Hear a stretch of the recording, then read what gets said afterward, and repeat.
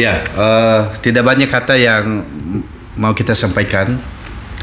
Marilah kita bersatu di dalam perbedaan. Betul.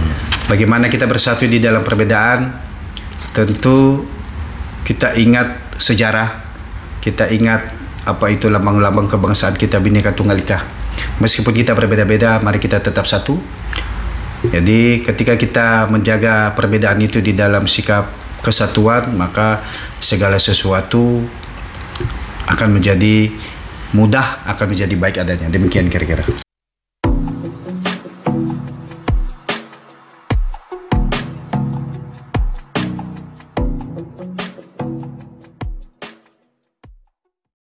Oke, baik. Oke.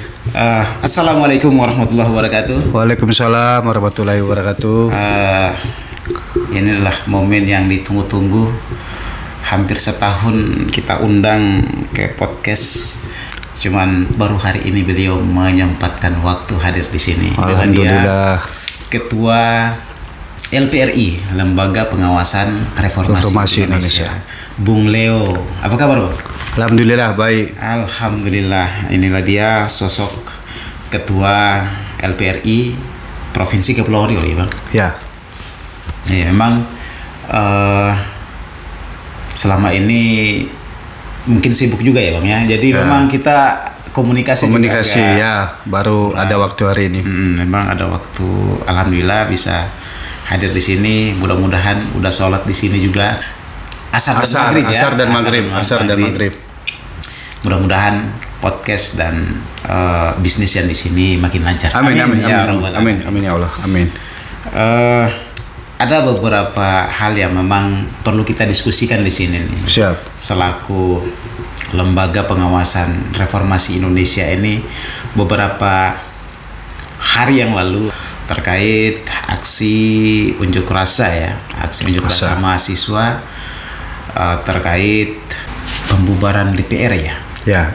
Tapi belum jadi aksi unjuk rasanya, belum jadi. Alasan belum jadi itu gimana itu? Jadi kalau kita dari Dewan Pimpinan Daerah Lembaga Pengawasan Reformasi Indonesia melihat bahwa suara demokrasi itu memang tadinya adik-adik mahasiswa menyampaikannya, mungkin penyaluran aspirasi itu sah ya secara aturan, tapi kita melihat kedewasaan mahasiswa memahami itu dan fast respon Kapolresta Batam, begitu juga terlebih-lebih Bapak Kapolda Kepulauan Riau dan Forkombinda Kota Batam menyikapinya dengan bijaksana sehingga ada mahasiswa yang tadinya berencana melakukan aksi, dan saya kira juga itu aksi damai. Pada akhirnya terjadi di dalam ruang diskusi, ruang intelektual, ruang pemahaman dan kesadaran bersama bahwa sepakat memilih jalan yang lebih baik. Terakhir mereka malah menggelar diskusi bersama dan doa bersama, begitu kira-kira. Dan itu kita apresiasi sekali. Ya, betul sekali. Ini masih dalam lingkup Kepri ya. Karena masih bagaimana pandangan sebagai Ketua LPRI terhadap aksi di beberapa tempat ya, khususnya di Indonesia. Kalau di Kepri kan kita sudah tahu berujung doa bersama, kemudian respon dari pihak kepolisian baik dari Polsek, Polres dan Polda juga alhamdulillah bisa memfasilitasi, kemudian bisa merangkul para aksi ya, mahasiswa sehingga berjalan dengan aman, lancar dan damai gitu. Nah, ini kita ke nasional nih. Di beberapa tempat itu kan kantor DPR itu dibakar. Kemudian dari aksi tersebut itu kan makan korban juga. Apakah ini murni dari pandangan LPRI, Ketua LPRI sendiri itu dari pandangannya itu, apakah ini murni unjuk rasa untuk menyampaikan pendapat, ataukah memang ada kepentingan-kepentingan lain yang memanfaatkan situasi ini untuk memperkeruh keadaan atau memperkeruh suasana dalam aksi tersebut? Baik, terima kasih. Kalau kita melihat secara skala nasional, keadaan negara ini bahwa di jalan demokrasi ini bukan hal yang baru. Iya, betul. Saya pikir bahwa gerakan-gerakan itu sudah sah ya dalam menyampaikan kebebasan berpendapat. Tapi kali ini ketika ada sebuah aksi yang sudah di mana di titik terendah masyarakat itu bersuara atas kekecewaan mungkin kepada pemerintah, namun kan sebenarnya tidak semuanya, mungkin oknum-oknum tertentu atas narasi-narasi yang dibangun oleh anggota-anggota DPR RI yang selama ini sudah mendapatkan amanah, akhirnya memicu kemarahan-kemarahan ditambah keadaan-keadaan yang kita tahu dalam pentas politik hari-hari ini. Menurut kami itu kurang sehat ya, kurang sehat. Kalau kami sih melihatnya juga bahwa negara ini mestinya dibangun dengan iman yang sehat. Kalau Rocky Gerung kan memakai istilah akal yang sehat ya. Kalau imannya sudah sehat, kita yakin bahwa akalnya insya Allah pasti sehat. Kalau melihat kejadian-kejadian di beberapa tempat, nah inilah kadang-kadang kita ini di negara ini ada dua hal saya lihat yang seringkali membuat sesuatu yang niatnya baik tadi berakhir menjadi sesuatu yang tidak baik. Yang pertama, ada sebuah warisan yang ditinggalkan di negara ini oleh Belanda yang semestinya tidak bisa kita adopsi lagi, yaitu adu domba. Adu domba. Suara-suara di jalan demokrasi hari-hari ini ketika disampaikan akhir-akhir ini kita melihat bahwa awal-awalnya itu baik semua, tetapi pada akhirnya berujung kepada anarkis, berujung kepada hal-hal yang tidak baik dan tidak elok untuk dilihat. Ada kerugian-kerugian material yang sesungguhnya tidak boleh terjadi, bahkan ada yang meninggal, lalu mungkin ada yang terluka. Jadi kalau kita melihatnya inilah sistem yang adu domba tadi. Kita tidak menuduh siapapun itu, tapi ketika suara-suara demokrasi itu disampaikan dalam keadaan-keadaan yang mengedepankan emosi, ego, lalu ada kepentingan-kepentingan lain, ada provokasi-provokasi, akhirnya ini semua menjadi tidak baik. Nah, kita sungguh menyayangkan itu, dan harapan kita sebenarnya bahwa dalam menyampaikan aspirasi-aspirasi itu kalau bisa harus dalam ruang-ruang intelektual, ruang-ruang pemberi solusi ketika kita tahu bahwa itu salah, dalam ruang-ruang doa seperti yang ada di Batam. Nah, artinya ini semua sudah terjadi. Segala sesuatu yang sudah terjadi tidak bisa disesali. Yang kedua adalah pembodohan. Penjajahan itu dulu kan membuat kita menjadi bodoh gitu.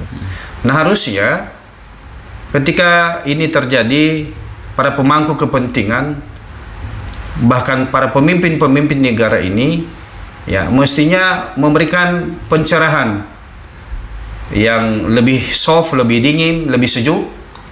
Tapi juga tidak bisa kita pungkiri bahwa di tengah-tengah situasi yang panas, penuh dengan emosi, kadang-kadang pengendalian diri, namanya manusia juga tidak selalu bisa mengendalikan diri secara sempurna ya. Jadi kalau dua hal ini tidak bisa diobati dengan iman yang sehat, baik itu adu domba atau pembodohan, maka di jalan demokrasi, di perjuangan rakyat hari-hari ini bersama dengan pemerintah, ya, pengusaha juga, maka kita tetap mendapatkan jalan buntu seperti itu. Tapi yang kita syukuri kepada Tuhan yang Maha Esa, ya, Allah yang Rahman dan Rahim, bahwa keadaan itu bisa dikendalikan sehingga secara nasional sampai detik ini bisa aman, dan kita memberikan apresiasi untuk itu meskipun ada banyak kekecewaan, luka hati, kehilangan atau apapun itu. Jadi suara Lembaga Pengawas Reformasi Indonesia jelas di pusat juga bahwa menyuarakan supaya DPR RI ini dibubarkan. Tapi suara-suara itu kan harus dalam suara-suara di mana kita bisa mempertanggungjawabkannya, lalu alasannya apa. Nah, tentu kita tidak bisa menghakimi juga bahwa tidak semuanya keseluruhan anggota DPR RI itu seperti itu. Ya, itu juga perbuatan oknum. Begitu juga institusi Polri tentu sebagai pelindung, pengayom masyarakat. Tapi ada kalanya ketika mereka bertugas bersentuhan dengan masyarakat di luar batas, timbul hal-hal yang tidak diinginkan. Nah, inilah semuanya sudah terjadi. Tak bisa disesali. Tinggal bagaimana memperbaiki keadaan-keadaan ini. Harapan kita ke depan, kita dari DPD LPR Kepri melihat dan memandang, bahkan DPP juga melihat bagaimana supaya kita ini lebih mengedepankan pencegahan edukasi dibanding kita lebih senang mengobati. Nah, itu yang kita minta kepada pemerintah supaya lebih bijaksana, pada masyarakat juga supaya lebih berhikmat di dalam memahaminya, supaya terbaik untuk semuanya, terbaik untuk pemerintah, terbaik untuk masyarakat, terbaik untuk pengusaha dan semuanya. Tapi yang utama adalah bagaimana kita mengutamakan rakyat supaya menjadi terbaik bagi mereka. Nah, begitu kira-kira kami menang. Baik, itulah tadi terkait aksi tadi. Nah, ini terkait penjarahan. Penjarahan di beberapa rumah pribadi ya anggota dewan, kemudian rumah menteri keuangan juga. Nah, ini menurut pandangan sebagai orang hukum ya, orang hukum, bagaimana pandangan itu? Apakah penjarahan seperti itu melanggar hukum atau bagaimana? Apakah ada oknum-oknum yang memprovokasi, ataukah itu murni dari mahasiswa, atau ada oknum yang memprovokasi masyarakat, atau oknum-oknum tersebut yang melakukan hal itu, penjarahan itu? Baik. Dari sisi hukum dulu lah, dari sisi hukum. Apakah melanggar atau tidak? Kalau kita sih lebih memandang hukum itu sebagai sesuatu yang ditegakkan, tapi di lain sisi juga kita lebih melihatnya juga bagaimana hukum itu memberikan solusi. Nah, betul. Jadi sebab akibat. Sebab tadi sudah dimulai bahwa ada suara di jalan demokrasi yang harus disampaikan. Tapi akibat adalah ada sebuah tindakan yang pada akhirnya juga tidak bisa dibenarkan secara hukum. Artinya pengerusakan itu adalah perbuatan melawan hukum. Tentu itu adalah sebuah tindakan kriminal. Itu sebuah ada tindakan pidana. Apalagi pembakaran, apalagi juga pengerusakan, apalagi penjarahan. Nah, ini kan tidak elok sebagai sebuah bangsa yang memiliki agama, memiliki etika, adab, apalagi sebuah bangsa yang tentu menjadikan hukum sebagai panglima. Tapi kan tidak bisa lagi dielak bahwa hal itu terjadi. Nah, saya kira kalau soal hukum dalam tindakan itu sepakat kita bahwa itu salah. Tapi lagi-lagi sesuatu yang salah itu kembali lagi kepada penegak hukum, dalam hal ini kepolisian atau negara melihatnya hadir di situ, bahwa apakah ada penyelidikan, apakah ada yang melapor sebagai korban, apakah ada penyidikan, apakah ada yang menjadi tersangka. Nah, itu biar berproses sebagaimana mestinya. Tapi kita dari sisi institusi reformasi berharap bahwa semua yang sudah terjadi ini kan tidak bisa kembali lagi. Betul. Mungkin yang bisa dilakukan adalah bagaimana berdamai dengan keadaan-keadaan yang sudah terjadi dan tak bisa kita ubah. Kembali lagi kepada hati masing-masing pihak, apakah itu dari sisi pemerintahan, mungkin rumahnya para anggota DPR RI, mungkin rumahnya kementerian, atau mungkin gedung yang terhormat itu sebagai gedung rumah besar bagi para wakil rakyat. Lah, kalau memang ada islah, mereka melakukan sebuah damai, harapan kita ada saling memaafkan, yang memohon ampun sama-sama kepada Tuhan Yang Maha Esa, Allah Yang Maha Kuasa. Saya kira itu juga menjadi terbaik. Tetapi kita tidak sedang membatasi juga proses hukum bila mana ada korban, ada yang melapor. Nah, saya pikir kembali lagi kepada kepolisian. Tentu ada solusi lagi di situ. Restoratif justice adalah sebuah bentuk kesadaran pemulihan daripada sebuah keadaan yang sudah terjadi. Jadi harapan kita, doa kita bersama. Nah, dari sisi hukum melihatnya sesederhana itu sebenarnya begitu, Pak. Oke, mantap sekali. Nah, itulah tadi kami diskusi santai terkait keadaan Indonesia saat ini, khususnya di Kepri ya. Dan alhamdulillah hari ini kita melihat bahwa menjelang beberapa hari ini aman ya, aman terkendali. Aksi kemarin berujung damai dan ada doa bersama. Yang di Batam maksudnya? Ya, yang di Batam. Di Batam, ya. Itu betul. Apa ya? 1000 lilin ya?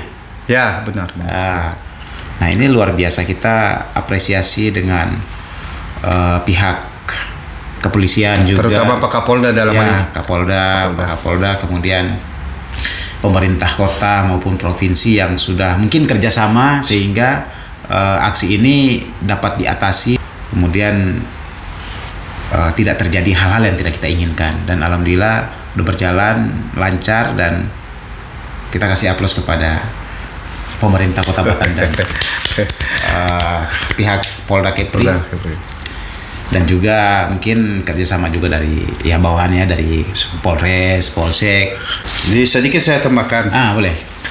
Jadi kita juga kan sebagai lembaga pengawas reformasi Indonesia dalam hal ini di sisi pengawasannya, kita sempat melakukan komunikasi dengan Pak Kapolda ya,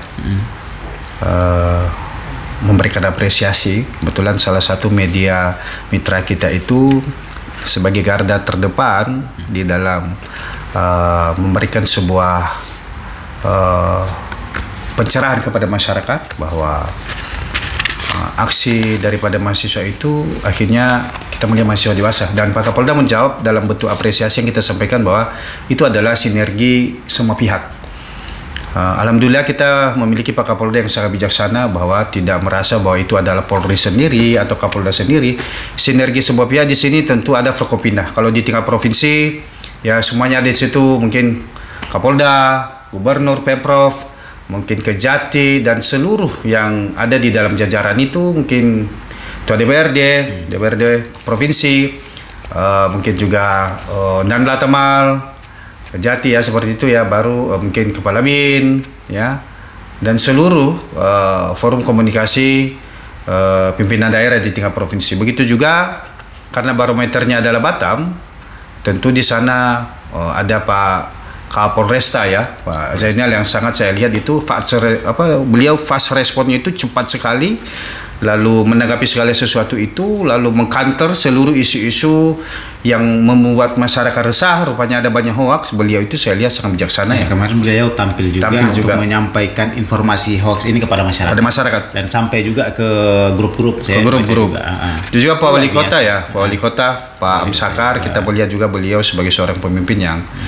di awal itu kita melihat beliau memiliki sebuah semangat membangun kota ini dalam kedamaian. Dan saya pikir utamanya kita memberikan aplaus dengan apresiasi yang sungguh-sungguh kepada mahasiswa. Harapan kita supaya sikap yang kita lihat dari mahasiswa Batam saat itu, kedewasaan itu, supaya menjadi vitamin dan menjadi sebuah motivasi dan menjadi sebuah semangat, dan lebih-lebih bisa menjadi tauladan bagi para adik-adik mahasiswa yang ada di seluruh Indonesia. Artinya bagaimana menyikapi itu secara bijaksana. Kalau perlu berdiskusi, bermusyawarah. Kalau memang ada masalah secara intelektual berikan solusi. Lah kalau kita sama-sama bingung, daripada kita menimbulkan anarkisme, kita sama-sama berdoa. Memohon kepada Allah supaya semuanya diberikan petunjuk dalam ruang damai. Iya, kita menjaga Batam ini, kita menjaga Provinsi Kepulauan Riau ini. Mudah-mudahan Batam yang menjadi miniatur Indonesia, di mana keragaman ada di sini, menjadi sebuah contoh bagi seluruh Indonesia bahwa di sinilah kedewasaan ada, kebijaksanaan para pemimpin ada, kedamaian ada, dan biarlah ini menjadi asbab kebaikan dan contoh yang baik bagi di seluruh wilayah Indonesia. Begitu kira-kira suara institusi reformasi. Oke, siap. Baik, terima kasih banyak sudah menyampaikan atau sudah memberikan edukasi kepada masyarakat terkait hal ini, yang mudah-mudahan kita harapkan juga ya tidak terlalu terprovokasi dengan isu-isu yang tidak jelas gitu. Ya, benar. Yang mana kemarin Kapolres juga sempat memberikan informasi kepada masyarakat bahwasanya kalau ada berita-berita atau ada informasi-informasi yang memang mungkin masih samar-samar harus dipastikan lagi. Jadi ya kita juga harapkan kepada masyarakat agar waspada juga ya dengan isu-isu yang tidak jelas gitu. Betul. Kita sebagai masyarakat warga Batam ini juga kita maunya itu aman, damai dan tentram. Ya, kedamaian yang sudah ada sejak kemarin itu kita bangun tugas kita, bersama. Mari kita bangun dan kita jaga bersama. Betul. Kita jaga. Bersama. Tentu kita mulai dari diri kita semua. Iya, betul. Dan kami juga dari Lensa Cerita mengapresiasi kinerja pemerintah Kota Batam, Polres, Polsek, dan Polda yang sudah bisa mengkanter ini semua sehingga aksi kemarin berjalan aman, damai, dan tentram. Mungkin itu saja. Betul. Pak Dan Ketua. bukan hanya kepada kepolisian, apresiasi itu Pak, ya artinya apresiasi yang sungguh juga kepada semuanya, pada pemerintahan daerah dan kepada pemerintahan vertikal ke pusat yang ada di daerah, ya, baik TNI, Polri, dan institusi-institusi negara lainnya. Ya, pokoknya instansi pemerintahan yang bisa bekerja sama dengan masyarakat. Ya. Dan inilah ketua kita, Bung Leo. Siap. Leo Nazara, biasa saya kalau panggil Bung Leo Nazara. Beliau ketua Lembaga Pengawasan Reformasi Indonesia. Mudah-mudahan kedepannya LPRI makin jaya, makin sukses, dapat berbaur dengan masyarakat dan pemerintah. Amin. Baik. Mungkin itu saja. Itu saja. Terima kasih. Sebelumnya kita kata-katanya dong, ya. 1-2 kata untuk para penonton, para subscriber kita, para masyarakat se-Indonesia, khususnya Kota Batam dan Kepri. Ya, tidak banyak kata yang mau kita sampaikan. Marilah kita bersatu di dalam perbedaan. Betul. Bagaimana kita bersatu di dalam perbedaan? Tentu kita ingat sejarah, kita ingat apa itu lambang-lambang kebangsaan kita, Bhinneka Tunggal Ika. Meskipun kita berbeda-beda, mari kita tetap satu. Jadi ketika kita menjaga perbedaan itu di dalam sikap kesatuan, maka segala sesuatu akan menjadi mudah, akan menjadi baik adanya. Demikian kira-kira. Oke, baik. Itulah tadi kita sudah saksikan, kita sudah dengarkan apa yang disampaikan. Mudah-mudahan bermanfaat. Amin. Dan kami akhiri, wassalamualaikum warahmatullahi wabarakatuh, dan salam hormat kami dari Lensa Cerita. Oke. Terima kasih banyak. Terima kasih sama-sama.